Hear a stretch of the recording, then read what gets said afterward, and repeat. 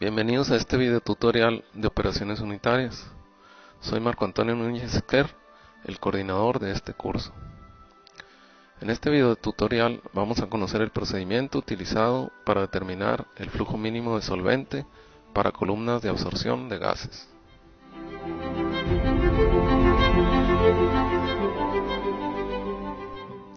Antes de comenzar a analizar el concepto de flujo mínimo de solvente, presentamos de antemano la nomenclatura que utilizaremos en este video, la cual podremos consultar en cualquier momento que lo requiramos, regresando a esta sección del video.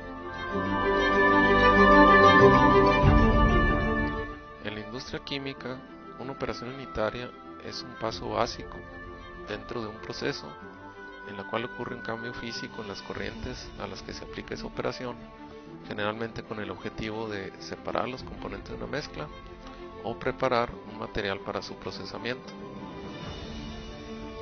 Son pocos los procesos químicos que no requieren de la separación inicial de las materias primas o de la purificación final de los productos resultantes de ese proceso, por lo que la importancia de las operaciones unitarias es generalizada. Y esta importancia de las operaciones unitarias no radica solamente en la frecuencia de su aparición en los procesos de ingeniería química, sino también en la gran influencia que tienen en el costo final de un proceso, debido a que existe una relación directa entre la concentración inicial y final de las sustancias a separar, de forma que si es necesario utilizar un gran número de operaciones unitarias para lograr la purificación requerida de un producto, el costo de producción también se incrementará. Una de estas operaciones unitarias que tiene una gran aplicación en ingeniería química es la absorción de gases.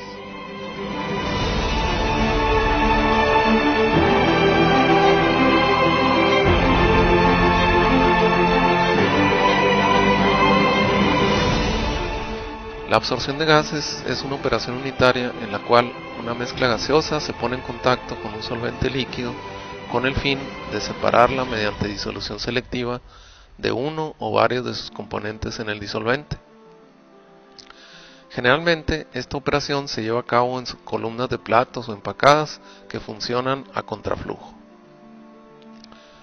En esta figura observamos el caso de una absorción de gases en una torre de platos, en la cual la corriente gaseosa conteniendo concentración alta de soluto se introduce en la parte inferior de la torre y a medida que sube a través del equipo va perdiendo el componente soluble en el líquido hasta que finalmente abandona el absorbedor en la parte superior de la torre con una concentración baja de la sustancia en transferencia, lográndose de esta forma la separación deseada.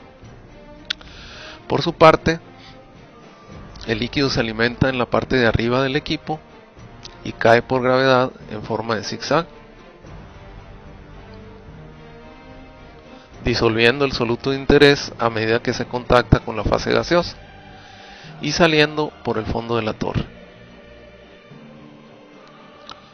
Un ejemplo de absorción de gases que se lleva a cabo de esta forma ocurre en procesos de fermentación de alcohol, en los cuales una mezcla de aire y CO2 que sale del fermentador se alimenta una torre de absorción para ponerla en contacto con una solución acuosa de trietanolamina, la cual selectivamente absorbe el soluto CO2, de forma que el aire abandona la columna llevando una concentración baja de soluto y la solución acuosa de trietanolamina abandona la columna en la parte inferior con una concentración alta de CO2. Cuando se va a diseñar una columna de absorción de gases, ya sea de platos o empacada, frecuentemente es el propio proceso en el que se aplicará la operación de separación el que establece el flujo de gas que se alimentará a la torre, es decir, el valor de G1 o de Gs,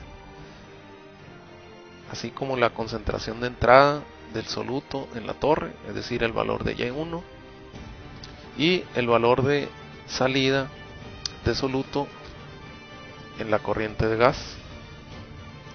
También la composición de soluto en el líquido que se va a introducir como solvente, es decir, el valor de X2.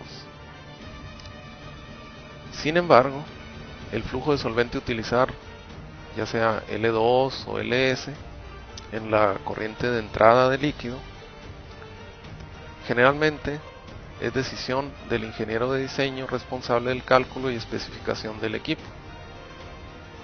Ahora, ¿qué criterio se debe utilizar para definir el flujo de solvente a utilizar? Bueno, para determinar el valor del flujo de solvente que conviene aplicar en estos casos, puede usarse como base el concepto de flujo mínimo de solvente, es decir, el valor de LS mínimo.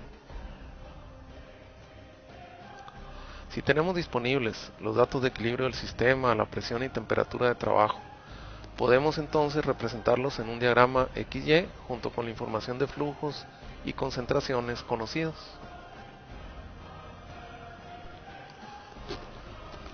Primeramente trazamos la línea de equilibrio.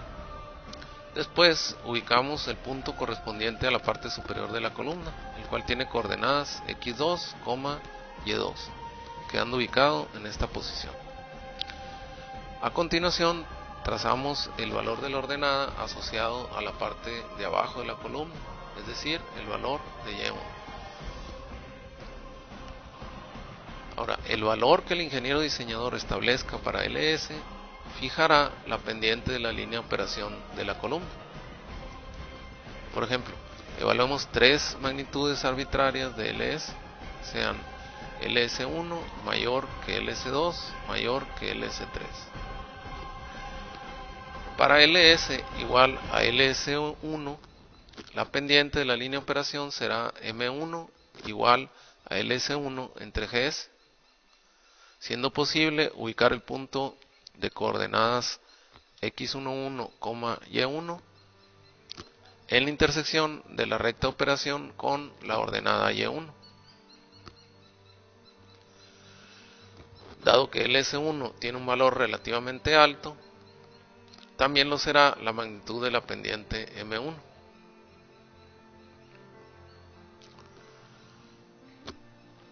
Si ahora analizamos lo que ocurre para LS igual a LS2, donde LS2 tiene un valor menor que LS1, tendremos que la pendiente de la línea de operación es M2 igual a LS2 entre GS, y al trazar una recta pendiente M2 menor que M1, desde el punto X2, Y2 hasta la ordenada Y1, determinaremos el punto de coordenadas X12, Y1, donde X12 tiene un valor mayor que X11, como podemos observar aquí en esta gráfica. Comparando la posición relativa entre la línea de operación con pendiente M1 y la línea de operación con pendiente M2, podemos advertir que la disminución en el valor del flujo de solvente provocó un acercamiento de la línea de operación hacia la línea de equilibrio, lo cual se traduce en una disminución de la fuerza motriz y por lo tanto un decremento en la rapidez de transferencia de masa del equipo. ¿Qué ocurriría con la fuerza motriz si continuamos disminuyendo el flujo de solvente alimentado a la columna? Lo que debemos esperar que suceda es que la pendiente de la línea de operación proseguirá reduciendo su valor y al mismo tiempo la abscisa del punto de intersección de la línea de operación con la ordenada Y1 seguirá aumentando. Como consecuencia de lo anterior, la línea de operación se aproximará aún más a la curva de equilibrio, aminorándose en mayor medida la fuerza motriz de transporte de materia en la torre. La condición límite para esta disminución del flujo de solvente introducido al equipo ocurre cuando la línea de operación toca en algún punto a la línea de equilibrio, lo cual significa que la fuerza motriz ha alcanzado un valor de 0 y por lo tanto la transferencia de masa se ha detenido. Esta condición límite se produce, por ejemplo, para un valor de flujo de solvente igual a LS3, donde LS3 es menor que LS2 y es menor que LS1, correspondiente a una pendiente de la línea de operación M3 igual a LS3 entre GS.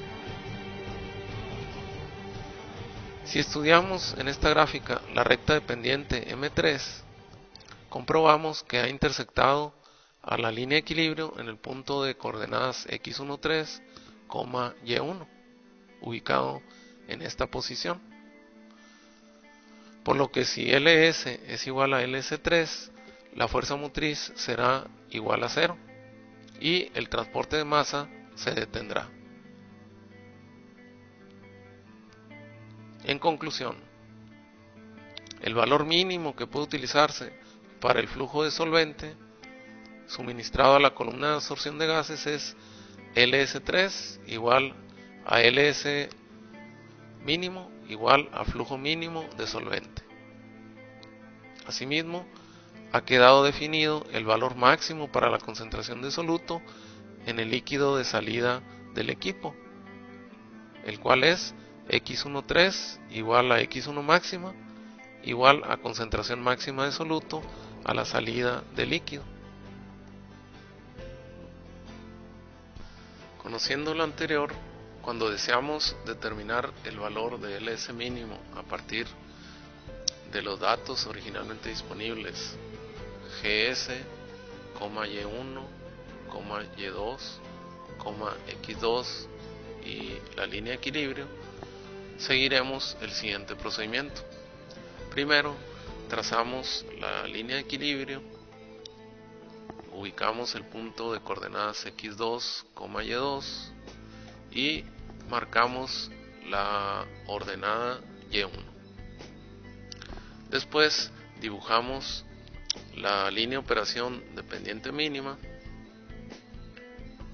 la cual intersecta en algún punto a la línea de equilibrio.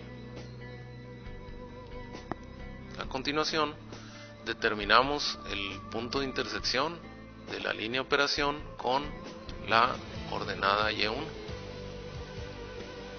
y leemos en la gráfica el valor de la abscisa de este punto, el cual es X1 máximo. El valor de la pendiente mínimo, M mínimo, lo calcularemos a partir de la determinación que hicimos de la gráfica para X1 max, utilizando esta ecuación, Y1 menos Y2 entre X1 máximo menos X2, y eso será igual a LS mínimo entre GS, donde a partir de los datos iniciales de nuestro problema conocemos Y1, Y2, X2 y GS, y de la gráfica que acabamos de elaborar obtendremos X1 máximo. Eso nos permitirá calcular la pendiente mínima de la línea de operación.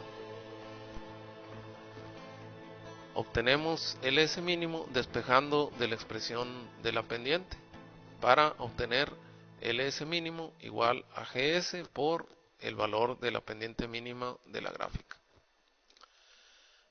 ¿Cómo utiliza el ingeniero de diseño el valor de LS mínimo para decidir el flujo de solvente real que deberá emplearse en la operación de separación que requiere el proceso? La determinación de LS real se logrará al evaluar el costo total del equipo, es decir, inversión inicial más costos de operación, para varios valores de LS superiores a LS mínimo, seleccionando el que permita obtener el costo total mínimo. La experiencia de diseño recomienda aproximar el valor de LS real en el intervalo de 1.1 veces el flujo mínimo hasta 2.0 veces el flujo mínimo. Y en la práctica es frecuente utilizar valores de LS real iguales a 1.5 veces el flujo mínimo.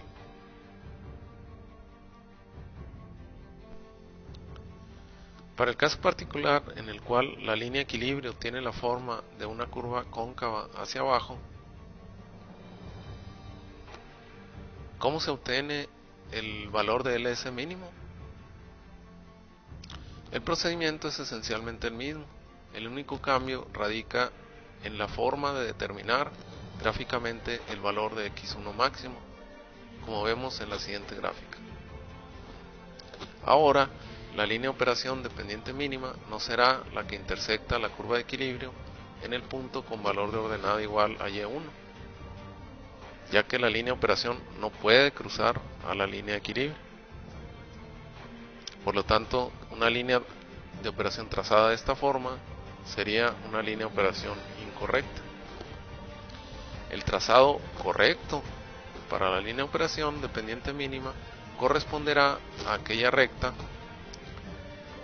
que sea tangente a la línea de equilibrio en cualquier punto, como se observa aquí en esta gráfica.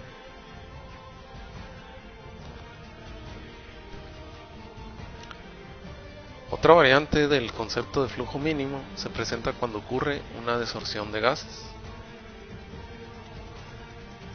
En este caso, ¿cómo se determina el flujo mínimo? En esta figura vemos un ejemplo de desorción de gases en una columna de platos.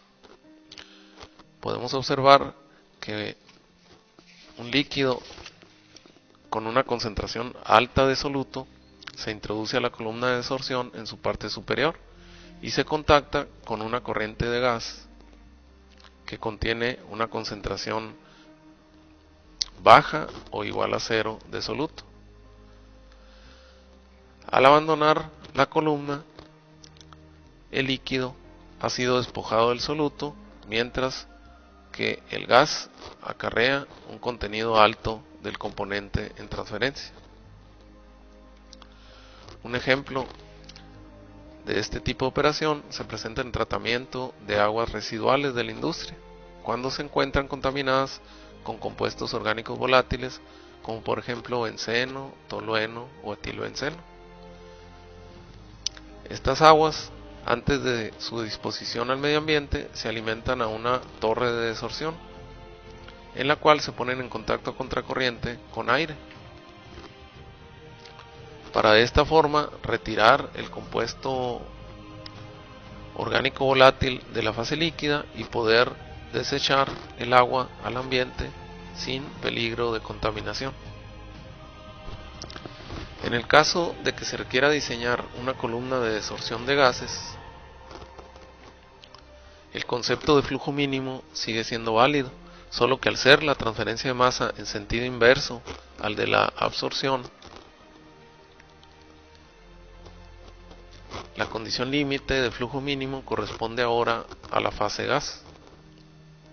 Es decir, las necesidades del proceso en el que se aplica la operación de desorción de gases establecen el flujo de líquido que se alimenta a la torre, ya sea L2 o LS, la concentración de entrada en la fase líquida, es decir, X2, la concentración de salida de la fase líquida, es decir, X1, y la composición de soluto en el gas que se introducirá como gas de arrastre, o sea, Y1. No obstante, el flujo de gas de arrastre a utilizar G1 o GS es definido de acuerdo al criterio del ingeniero responsable de diseño del equipo.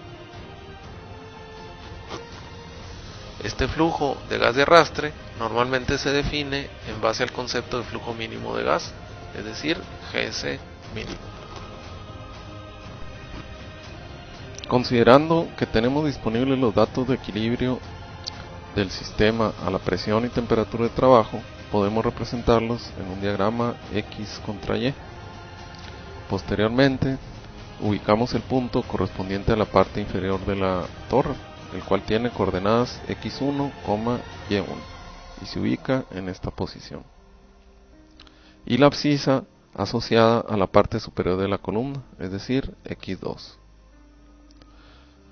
Nuevamente, la condición límite para el flujo mínimo, en este caso GS mínimo, la produce la recta de operación que en algún punto toca a la línea de equilibrio en el rango de concentración entre x1 y x2, de manera que la fuerza motriz es igual a 0.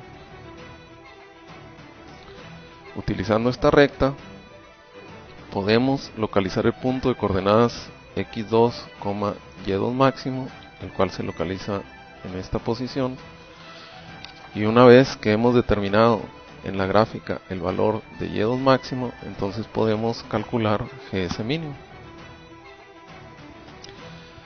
El valor de Gs mínimo lo podemos obtener a partir de la expresión de la pendiente máxima, sustituyendo valores conocidos.